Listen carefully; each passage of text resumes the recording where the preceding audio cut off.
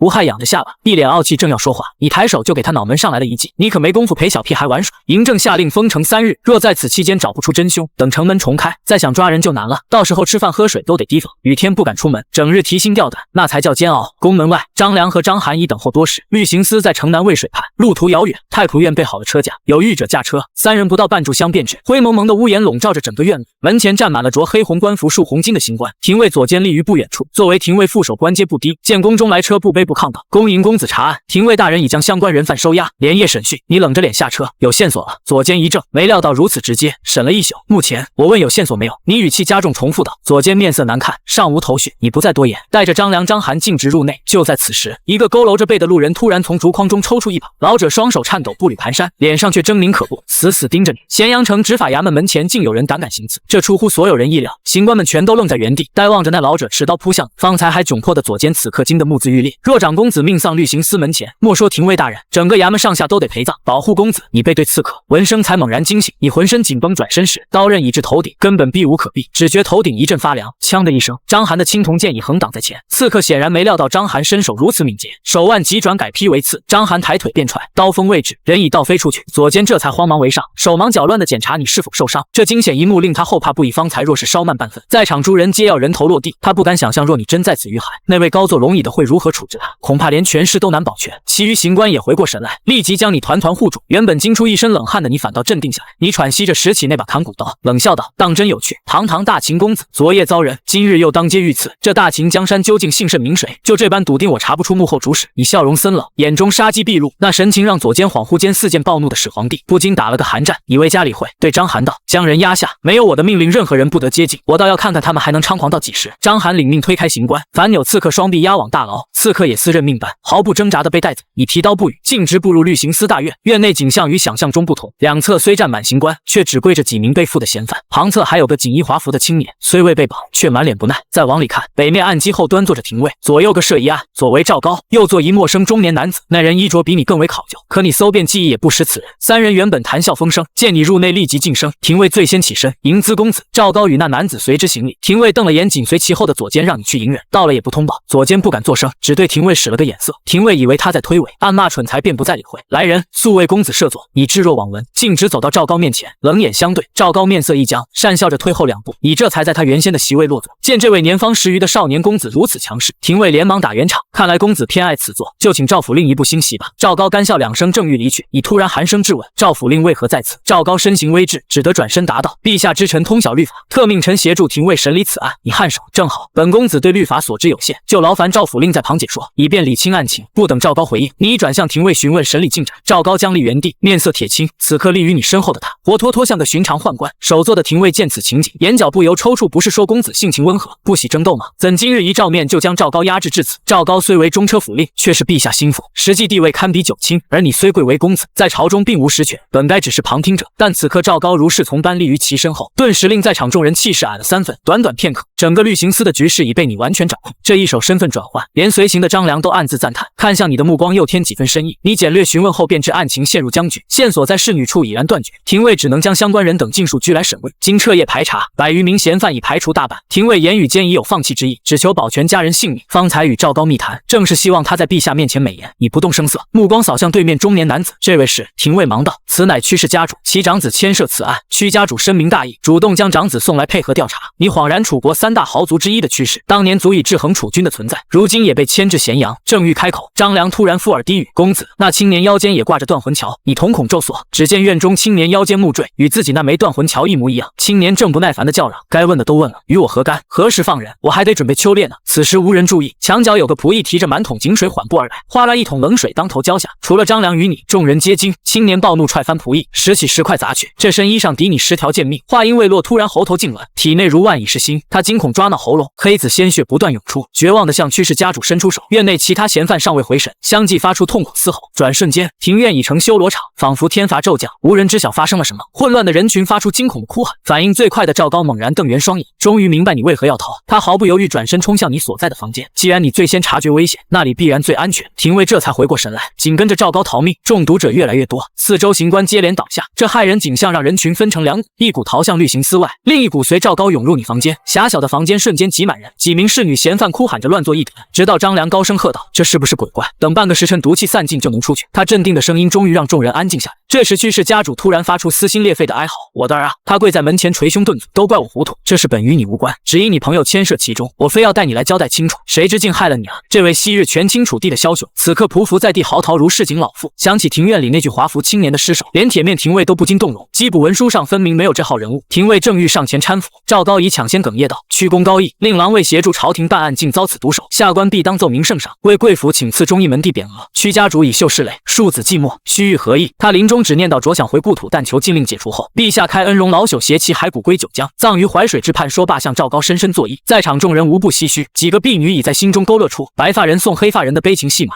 突兀的嗤笑撕裂哀戚氛围，众人愕然回首，只见你指着屈家主笑得前仰后合，这凉薄姿态顿时惹恼众人。人家为查你的案子死了儿子，非但不感恩，还出言嘲弄，若非碍于公子身份，早有人冲上去长官。廷尉愠怒的瞪视你。赵高暗自得意，正欲质问你为何擅自离宫，忽想起始皇偏爱，只得强咽下话语。你却抚掌讥讽，现在知道装可怜了。谋刺本公子时怎不多长个心眼，眼这出狸猫换太子就想蒙混过关，还妄想借机回楚地当藩王，字字如刀。屈家主仍哀泣，公子明鉴啊，装模作样，你立贺3月前未遂，昨日再度行凶，今晨更敢当街劫杀，现在又来这出。屈家主，你这连环计倒是精妙。屈家主脸色微变，仍坚称冤枉。你嗤笑，非要本公子先抵牌。忽然太阳穴剧痛明察秋毫的异能时笑道：“辅入律刑司，你便启动异能。”院中众人最细微的肌肉抽动，都逃不过你的感知。那些隐秘的眼神交流，在你眼中犹如深游街般昭然若揭。见屈家主还在强撑，你冷笑一声，在众人惊骇目光中踹开厢房木门。北阙深宫，嬴政端坐龙椅，静听蒙毅奏报。据暗卫所探，公子此刻当与屈家正面交锋。嬴政微微颔首，这庶子清晨先来触朕眉头，想必憋着邪火。不过屈家主狡诈如狐，怕是不好对付。嬴政略作思忖，待火候差不多便暗中推手，让他出了这口恶气，免得明日又来聒噪。蒙毅领命，即便以暗卫之能，也是在咸阳不枉多时，方从零碎线索中锁定屈家。他本不信你能独立揪出屈家罪证，但屈氏一族恶贯满盈，必须根除。蒙毅再拜退出殿外，决意亲往督战。这暗中相助需拿捏精准，既要瞒过公子法眼，又要立竿见影。律刑司内惊呼四起，谁曾想你竟要拉着所有人陪葬。据约定时辰上走，众人慌忙欲重新闭门，却见院中本应空旷处，赫然立着2道身影，地砖已被掀开，入出幽深暗道。其中一人正从洞中拖出腐烂尸身，衣着体型与华服青年别无二致，而本该死透的青年，此刻正立于暗道口欲逃。你嗤之以鼻，出入院时，你便感知到地下有活物。屈家主与那青年目光总往地砖飘，就连青年佯装倒地时，也刻意摔向石砖方位。正是这破绽让你看穿整场闹剧。廷尉顿悟，好个金蝉脱壳！屈家主此行原是要让涉案之子当众假死，好让屈家彻底洗脱嫌疑。赵高义惊出冷汗，自前世败露，他早知宫中难立足，本欲结党外陈谋后入，岂料手背要拉拢的豪族竟胆敢在皇城谋害楚军，幸被你当场戳穿。若等自己与其结盟后才败露，怕是9族难保。屈凡，尔等意欲何为？廷尉急令差役拿下屈家主与院中2人。方才还悲痛欲绝的屈家主，此刻面沉如水，直视你，何必赶尽杀绝，放我屈家一条生路，与你又有何损？你讥笑道：“想活命，先去阎罗殿问问小儒同不同意。”屈凡闭目长叹，突然振臂，霎时律刑司墙外涌入数百刀扶手，转眼将零星差役屠戮殆尽。院中仅剩你张良、赵高与廷尉4人。此刻屈凡再无半分悲色，寒声质问：“此计万无一失，你如何勘破？”你虽被历任加紧，却从容自若，反诘道：“我倒要请教，你为何画蛇添足安排假死？”不待回答，便自答道：“侍女自尽，线索已断，屈家本可高枕无忧，以你城府，当知节外生枝，反亦败露。”目光忽转向那青年，除非你对刺杀计划本就存疑，但以你老老谋深算，断不会在不确定我是否在玉德殿时贸然动手。如此拙劣手法，只说明你猛然急指青年，幕后主使根本不是屈家，而是他。那青年被戳穿，竟咧嘴狞笑，果然厉害。那人说的不错，唯你暴毙，大秦才会分崩离析。又对屈凡抱怨，早说多此一举，现在倒好，非得血洗此地才能脱身。屈凡怒斥，孽障，若非你轻信妖人擅自行动，何至如此？青年不屑撇嘴，你怒极反笑，与我素无仇怨，处心积虑取我性命，就为复楚。青年翻着白眼，不然呢？杀你还需别的理由？只要始皇驾崩后你不掌权，大秦必亡，届时我大楚自当问鼎中原。此言一出，原本暴怒的你如遭雷击，他怎会知晓大秦二世而亡，正是因为扶苏自尽。项羽趁机称霸，你瞳孔剧烈收缩。然而屈凡接下来的话将你拽回现实，不止我，屈氏，如今六国彝族谁不想取你首级？他们绝不会让你登上大位。3月前是你命大，上次是你走运，今插翅难飞。一旁青年不耐烦地打断，父亲，与他啰嗦什么？杀了闲杂人等挟他出城，再拖延恐生变故。就在屈凡即将对赵高和廷尉痛下之际，你突然高声喝止，住手！我最后再问一句，你们既要取我性命，为何还要将断魂桥送给赵高？你想拖延时间？屈凡却充耳不闻，冷冷一挥手示意手下行动。赵高惊恐地睁大双眼，眼看铜剑就要斩下，嗖，一支弩箭呼啸而至，瞬间贯穿行刑者的心脏。屈凡猛地回头，发现四周屋顶不知何时已埋伏着大批手持强弩的禁军，领头的正是章邯和中尉。这正是张良昨夜布下的暗棋，命章邯在外接应，一旦院内生变，便率禁军驰援。屈凡脸色骤变，竟忘了逃跑，反而冲着青年大喊，快逃！随即一把抓起长剑，将你挟为人质。然而眨眼间，密集的箭雨便横扫整个院落，屈家数百死士仅剩寥寥数人幸存。自知无路可逃的屈凡死死扣住，只为给族人争取一线生机。你虽被利刃抵喉，却镇定自若，所以你们本不想杀我，是受人蛊惑才策划了3月前那场刺杀。屈凡惨然一笑，没错，但事后咸阳突然冒出大批密探追查此事，必是始皇所为，我当即收手，拒绝了那人继续行刺的要求。谁知那竟转头去蛊惑我儿子。你心中已然明了，有人在暗中六国彝族刺杀自己，意图颠覆大秦。联想到断魂桥的来历，幕后已昭然若揭，纵使阅历丰富，你也难以判断眼前这团扭曲的生物究竟是什么。当阳光彻底洒落在他身上，拨开那几缕稀疏的乱发，露出2个血肉模糊的空洞眼眶时，你的脊背瞬间窜上一股寒意。这次绝非技能卡的作用，你终于看清了，这竟是个活人。从那枯瘦的线条，你断定这是位女性。阳光触及皮肤的瞬间，浑浊的血泪从她溃烂的眼眶中涌出，她猛然昂首，用半截残蛇发出野兽般的嚎叫，正是先前萦绕在众人耳畔的诡异声响。当众人将立当场时，她却如同完成使命般安详地沐浴在日光中。你尚未回神，张良已俯身为她合上双眼。这人间不值得，怎会这到底你喉头发紧？张良垂眸道，不过是贵族的玩物，权贵买来消遣，立位后就扔进地窖任其腐烂。也有当街劫掠的，烙上印记，只要手眼通天，罪恶永远埋在地下。你的信念轰然碎裂，你不信这是大秦疆土，强人腐臭冲进地窖入口，这哪里是地窖，分明是修罗场。逼仄的空间挤满铁笼，章邯正挥刀劈砍最外层的锁链，火光映出笼中瑟缩的少女，虽行销骨力，至少还保留着人形。你抢过火把独自前行，10余丈的甬道两侧，每个铁栅后都囚禁着活物，靠外的7、8具尚存气息，再往里便尽是。你沉默地走到尽头，看着那些被蛆虫蛀空的骸骨，你终于崩溃地冲了出去。你跪在池塘边剧烈呕吐，仿佛要把5脏6腑都掏空。此刻你憎恶这座宅邸里的每一口呼吸，他们白日赏花饮宴，夜里枕着少女的哀鸣入眠，最深的恶毒藏在最美的庭院之下。你无法理解，这怎会是父皇治下的大秦？你突然抓住张良衣袖，嘶声追问：自商君变法，大秦早废奴隶制，庶民与奴籍同权，这只是屈家所为，对不对？张良却默然摇头，商君所废不过井田旧制，减少农耕奴役罢了，奴隶何曾消失？贵族私奴更是屡见不鲜。你的世界彻底倾覆，其余禁军也目睹了地窖惨状，多数人沉默如石，仿佛对此早已麻木。中尉低声咒骂禽兽，可面对权贵，他们同样束手无策。这时章邯独自走出地窖，你疑惑望去，只见他摇头惨笑。这些人在黑暗中太久，经年折磨早已心智俱失，他们见人就躲，连自己是谁都忘了。就算放出牢笼，也不过是换个地方继续背。你不知后续如何处置，你踉跄离开花园，独坐在曲阜门前，地窖里的画面在脑中挥之不去。律刑司枉死的冤魂，玉德殿小如清白的脸，旺财僵硬的，再叠上屈氏子弟那张狰狞咒骂的面孔，你胸口如压巨石，低头颤抖着想嘶吼，却发不出声。突然一声刺耳唢呐划破长空，你猛地抬头，眼中血丝密布，身后府邸冲出数百禁军，章邯带队冲向唢呐响起的方向，你却不急不缓，与张良踱步尾随。你们刚离开，蒙毅的马车疾驰而至，见洞开的府门，他慌忙带人闯入，却见庭院空空，唯后院黑烟冲天，似在焚毁什么。暗卫现身急报，公子率禁军奔城南去了。屈氏暗中培养的1000余死士正在设伏。蒙毅暗叫不好，屈凡这老狐狸果然留有后手，城南乃救族盘踞之地，明面1000人埋伏，暗里不知还有多少同党。公子所带禁军不过数百，纵有优势，入敌埋伏也凶多吉少。蒙毅冷汗涔涔，只盼你行军缓慢些。公子为何不先面圣调兵？他长叹一声，咬牙追去，传令全城暗卫火速驰援，另派快马直报咸阳宫。此刻你已逼近声源，2名禁军守着地洞出口，正是连通律刑司的密道。见大军到来，他们急指对面宅院，逆贼就藏在此处，其余兄弟已包围院落。奇怪的是，他们竟未逃窜。章邯与中尉对视蹙眉，看来对方要鱼死网破，但在咸阳城顽抗有何意义？数万大军顷刻可至。突然院门洞开，走出个满脸癫狂的的男子，告诉你，院里绑着几十户平民，你们敢进一步，就让他们血溅3尺。张涵如遭雷击，这群疯子！紫金殿上，嬴政屡次割下竹简，目光频频望向殿门。那小子此刻不知探查的如何了，不指望他能独自查出去世罪证，只盼他能在蒙毅提点下悟出，懂得身为之子，理当时刻提防人心叵测，其他尚可徐徐图之，唯有这份戒心刻不容缓。忽有暗卫疾步入殿，启禀陛下，统领命属下急报，公子审毕案件已离律刑司，现正往城南去。嬴政闻言蹙眉，屈家分明在律刑司以东，这傻小子竟南辕北辙。蒙毅明明再三提醒，他却仍未能识破趋势轨迹，当真朽木难雕，竟被人耍得团团转，不知又被引到哪家头上。暗卫窥见君王面色阴沉，硬着头皮继续禀告，律刑司尸首已处置完毕，只是城南聚集了各家贵族门客近万，公子仅率300禁卫恐入险境，统领恳请陛下速派援军。嬴政揉着眉心，终究还是中了屈凡的圈套。死者何人？可留有何证据？暗卫闻言愕然，陛下竟不知律刑司变故，莫非自己竟是第一个来报的？见暗卫之物，嬴政眸光骤冷，说：“森然威压下的暗卫扑通跪地，颤声道：‘是屈凡及其700门客的尸身。’说罢以额触地，生怕听见朕早已知晓的怒斥。殿内寂静良久，偷瞥见君王面露惊色，方知陛下确实不知。你说屈凡死了？暗卫如蒙大赦，千真万确，公子神鬼莫测。自清晨律刑司遇袭时，便步步料敌机先，驱使所有谋划尽在公子掌握，不过将计就计，摧枯拉朽罢了。”暗卫越说越激动，公子谋略之精妙，令我等暗卫叹服。若在战场统兵，必是所向披靡。嬴政挑眉，这暗卫莫非被滋儿灌了汤，吹捧得如此离谱？虽知这数月滋儿有所进步，但总不成从愣头青突变成老狐狸。你是说滋儿已拿下趋势？暗卫连忙叩首，何止？屈凡欲劫持公子，反被袖箭射杀。如今趋势残党困守城南，正勾结6国余孽垂死挣扎。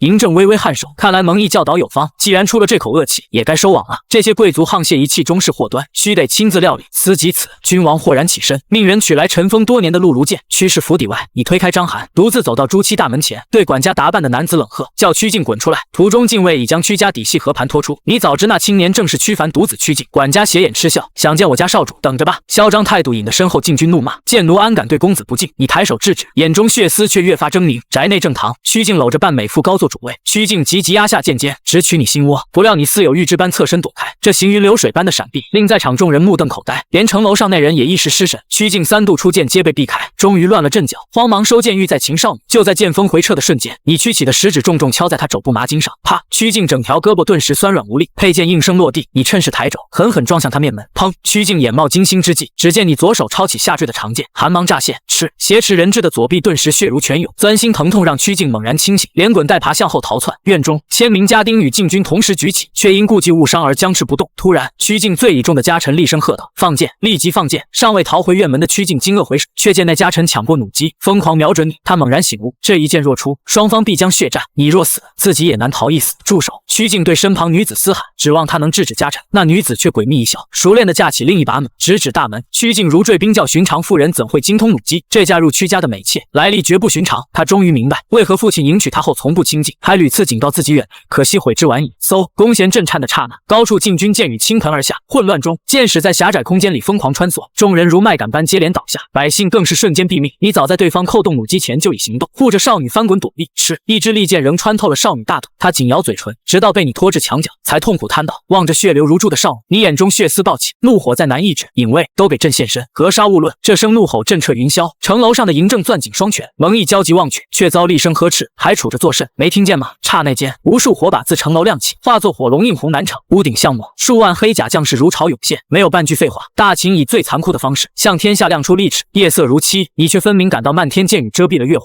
转瞬间，喧嚣归于死寂，连一声都未及发出。庭院静的骇人，你心头巨震，方才分明有无数锐气裹挟着骇人威势，将整个院落彻底笼罩。原本密集的生命气息，此刻已所剩无几。他起身确认安全，探头望向院中，箭矢铺满地面，无处下脚，连角落里的老鼠都插着2只箭簇，遍地尸骸。俯卧者如刺球，仰面者更是不忍直视。转头看向身侧的院墙，竟无一支箭矢越界。你喉结滚动，忽然读懂了大秦横扫陆河的底蕴。就在你以为趋势满门尽灭时，一声痛呼骤然响起，门板被掀开，血人般的曲靖挣扎爬出。若非挡板稍后半分，他早已与族人同样下场。望着炼狱般的庭院，曲靖拼命揉眼，奢望这只是场噩梦，可现实不容幻梦。眼见你持剑逼近，他嘶声尖叫：“住手！城外大军即刻屠城，你也难逃一死。”你身形微顿，城外驻军回首望去，城楼火把如常，毫无异状。中尉当即禀报，咸阳周边驿道密布，更有骊山大营拱卫，绝无大军前行可能。你深以为然。战国时6国联军上南进罪城，何况如今驰道通达，这疯子定是失血昏头啊！曲靖突然扑向昏迷女子，疯狂摇晃：“大军呢？快让他们攻城！”女子竟真被摇醒，却再无媚态，盯着尸堆发出癫狂大笑。笑，他吐出串古怪音节。张良立即翻译南粤语：言趋势已灭，暴秦将亡，已愈发困惑。趋势兴衰与大秦何干？曲靖猛然醒悟，所谓援军复楚承诺全是谎言，他们只想借刀。想起屈凡临终所赠陶绍，他颤抖着吹响。你冷眼旁观，倒要看看救楚余孽还剩几分能耐。张良却悄然前走一名禁卫，哨音响彻，城南千家万户突然亮起灯笼，上万人手持火把涌来，将巷道围得水泄不通。你暗自心惊，屈氏竟有这般号召令，却见人群皆为携兵刃，只是沉默伫立。曲靖连滚带爬冲出哭诉：我族奉诏迁都，却遭灭门之祸。今日屈氏，明日便是诸军。几位老者跃众而出，直视你，请公子出示灭族帖证。你冷笑：有如何？无如何？为首老者沉声道：有证。屈氏当诛无证，则属屠戮就跪。另一人接话：若朝廷执意赶尽杀绝，我等甘愿引颈就戮，只盼天下人看清暴秦面目。电光火石间，已豁然开朗。屈氏早非屈凡掌舵，实已落入曲靖掌控，而协助他掌控屈氏的2名幕僚皆是南越人士。这位缺乏远见的家主始终被2人操控，沉溺在复兴楚国的幻梦之中。他天真的以为只要完成对方要求，除掉你便能逃离咸阳，凭借屈氏在九江的威望重建楚国。你不禁冷笑，这不过是表象罢了。真正的幕后主使并非他们，而是那2名南越人的种子。此人布下了一个精妙的阳谋，无论你生死，始皇必定彻查此事，届时屈氏必然覆灭。一旦昔日最显赫的屈氏被灭族，其余贵族对大秦的戒心必将重燃。不论嬴政作何抉择，从此刻起，这些贵族再难信任朝廷。朝堂稍有风吹草动，这些人便如惊弓之鸟，有的仓皇逃窜，有的甚至不惜孤注一掷。这些世家大族虽将主家迁至咸阳，但旁支族人遍布四海，若将其全族诛灭，各地分家必定群起反抗，只怕陈胜吴广之乱又要重演。妙计真是不绝妙好棋。你仰天大笑，贵族们都屏息等待他的裁决。无论如何，你都必须给众人一个交代。城楼上，嬴政沉重的叹息，终究还是走到了你最不愿看到的局面。蒙毅也紧张的劝解：若不严加惩处，公子威严何在？大秦颜面何存？若施以重刑，从今往后，大秦疆土恐怕永无宁日。你没有理会2位长辈，转而死死盯住曲靖。当那双猩红的眸子锁定他时，曲靖终于感受到刺骨的恐惧，他踉跄后退，嘶声吼道：我有何罪？我不过想回家。暴秦贪得无厌，是你们先夺我家园，是你们让我无家可归，现在又无我谋反，无故屠戮我全族。面对这声声控诉，你只是微微皱眉，平静道：回家作甚？继续给百姓烙上奴印私饮，玩腻了就剜眼割舌，扔在地窖等死。青年瞪大眼睛，似乎无法理解，那不过是些奴隶，怎能与百姓相提并论？他们不过是长着人形的牲口，存在的意义就是取悦主人，和你身边的侍女没什么两样。听到这话，你眼中杀意暴涨，你环视在场的贵族，却发现众人对曲靖的话毫无意义。看着他们理所当然的表情，你第一次感到毛骨悚然。在这些权贵眼中，带着奴印的人与待宰的牲畜毫无区别，唯一的区别在于牲畜可以食用，活人仅供取乐。他们从未将卑贱的奴隶视作同类，普通百姓的处境又能好到哪里去？今日所见让你感到荒谬至极，你似乎已经疲惫，不再与曲靖争辩，甚至微微低头。见此情形，贵族们精神一振，难道他们要在这场博弈中获胜？你的低头是否意味着嬴政也有所顾忌，害怕天下大乱？章邯双目通红，仇人近在咫尺，却无法动手。张良眯起眼睛，城楼上，始皇紧握栏杆，蒙毅既松了口气，又隐隐失望。他本以为今日表现非凡的公子还能创造奇迹，